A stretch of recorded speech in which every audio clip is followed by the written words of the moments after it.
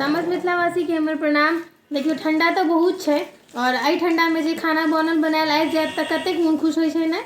तो देखियो हमरा लग बनल बनायल की आयल से पता है, एकरा अहाँ सब जे छै वेजिटेरियन मटन कहि सकै छी। तो देखियो हमरा लग आबि गेल और अहाँ सबके हम देखाबै छी। एकर रंग देखबै ने अति नीक छै और खुशबू तो हम अहाँ के बता नहीं सकै छी। डिब्बा खुले देरी तत्ते खुशबू खूब गमका लागल है से देखबै छी अहाँ सबके। जे देखियो केहन रंग छै। देखियो तरकारी के रंग, एहिमे गोटा लहसुनो छै जे कि हमरा बड़ नीक लागैए। देखलिए वेजिटेरियन मटन में की छै, ई छै कटहर के तरकारी।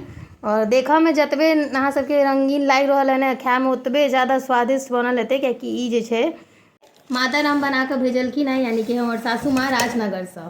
तऽ ताहि दुआरे और अहाँ सबके सामने निकालि रहल छी। देखियो एकदम जबरदस्त रंग लागि रहल छै, लाल लाल। और माँ सबके हाथ के तऽ कोनो ही चीज़ नीक होइ छै। अगर देखियो ना कटहर के पीस जे छै से चिकन के लेग पीस जेना लागि रहल छै देखऽ में। मस्त बनलै है और हम खायब एखन तऽ देखायब अहाँ सब। ताबे तक देखी कऽ एकरा जे छै से एंजॉय कऽ सकै छी।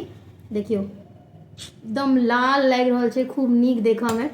और की कहू, मम्मी के हाथ के जे छै ने तरकारी बहुत नीक होइ छै, दुनू मम्मी के हमर।